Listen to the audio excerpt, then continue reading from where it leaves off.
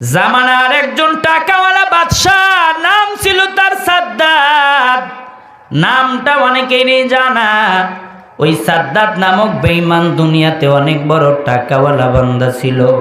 টাকা পয়সার অভাব সাদ্দাতের ছিল না। সাদ্দাত বলে, আমি আমার আল্লাহর জান্নাতের ভিতরে ঢুকবো না। সাদ্দাতের জন্য নিজে একটা জান্নাত তৈরি করেছে, জান্নাত, তার বানানো জান্নাত। সাদ্দাত বলে, আমি আমার বানানো জান্নাতের ভিতরে থাকব। সাদ্দাত সুন্দর করে দুনিয়ার জমিনে জান্নাত বানাইলো। ওই জান্নাত বানানোর পর সাদ্দাত বলে, আল্লাহর জান্নাতের ভিতরে ফলের গাছের গোড়া হবে উপরের দিকে, আর ফলগুলো হবে নিচের দিকে। সাদ্দাত তাই করেছে। সাদ্দাত বলে, আল্লাহর জান্নাতে হুরপরি থাকবে, তাই সাদ্দাত ওই জামানার নষ্টা নারীদেরকে নিয়ে হুরপরি বানাইছে। নাউজুবিল্লাহ। সাদ্দাত বলে, শুধু তাই নয়, আল্লাহর জান্নাতের ভিতরে নহর থাকবে, তাই সাদ্দাত নহর বানাইছে। আল্লাহ বলেন, তাজরি মিন তাহতিহাল আনহার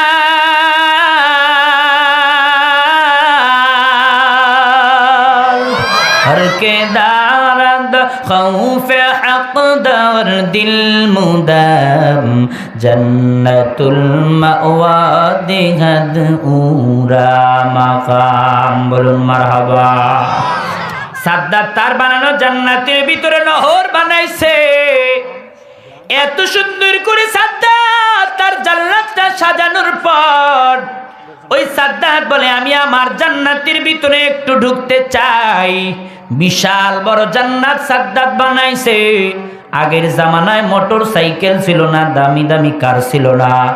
আগের জামানায় উড়োজাহাজ ছিল না, হেলিকপ্টার ছিল না। আগের জামানায় সব থেকে বহনের নাম ছিল ঘোড়া, ঠিক কিনা? সাদ্দাত তাই একটা দামি ঘোড়া ক্রয় করে তার বানানো জান্নাতের গেটের সামনে দিয়ে দিছে। সাদ্দাত এবার ওই ঘোড়াটার পিঠের উপরে একটা পা দিয়েছে, আর এক পা সাদ্দাত জমিনের উপরে রেখে দিছে। এমন সময় আজরাইল সাদ্দাতের সামনে চলে গেছে। আজরাইল বলে, সাদ্দাত রে, যাও কোথায়? কয়, জান্নাত দেখতে যাই। আজরাইল বলে, না না, কারণ এই মুহূর্তে জারি হয়ে গেছে তোর মৃত্যুর পরোয়ানা। আল্লাহু আকবার। জোরে কর না আল্লাহু আকবার। আজরাইল বলে, না না, জান্নাত দেখতে পারবা না। সাদ্দাত বলে, আজরাইল, আমি আল্লাহর জান্নাত পাবো না জানি, তবে ও আজরাইল, এত কষ্টে আমার জান্নাতটা সাজাইলাম, একটা নজর শুধু দেখার সুযোগ দাও, একবার দেখতে চাই।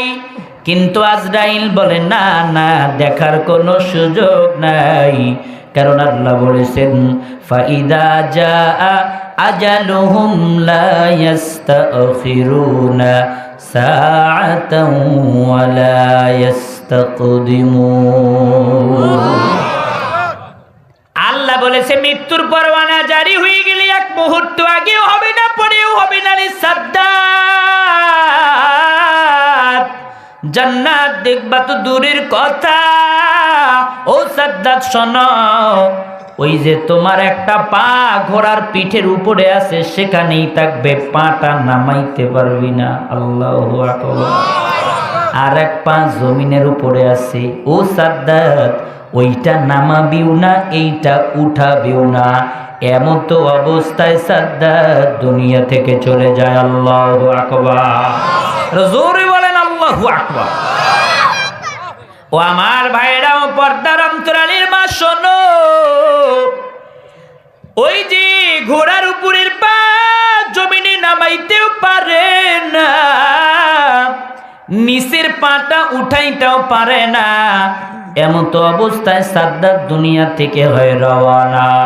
এই জন্য তো জমিনে দেখা যায় অনেক মানুষ ঘুমের বিছানায় মরে যায়, আবার অনেক মানুষ আকাশ পথেও মরে যায়, অনেক মানুষ আবার দেখা যায় পানি পথেও মরে যায়, অনেক মানুষ আবার দেখা যায় নামাজের মুসাল্লায় দাঁড়ায় গেছে।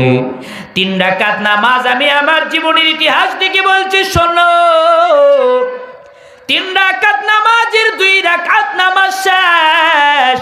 3 রাকাত নামাজের জন্য ইমামের সাথে তৃতীয় রাকাতে প্রথম সেজদা দিয়েছে, দ্বিতীয় সেজদায় মাথা দিয়েছে। এমত অবস্থায় আল্লাহর বান্দা দুনিয়ার জমিন থেকে চলে গেছে। আল্লাহু আকবার। একটু যদি অবকাশ দেওয়া হতো, আল্লাহ বলতো আজরাইল রে, এটা আমার দলের লোক। কারণ আল মসজিদু বাইতুল্লাহ, মসজিদ কার ঘর? এটা আমার দলের লোক। এ নামাজে আসছে, আর যাই হয় হোক, ওকে আগে মারো না, ওর নামাজ আগে শেষ হোক, ঠিক কিনা? কিন্তু আল্লাহ বলে না না, আল্লাহ কারোর উপরে বিন্দু পরিমাণও জুলুম করে একটু জোরে কানেন না করে। লা ইউকাল্লিফুল্লাহু নাফসান ইল্লা উসআহা।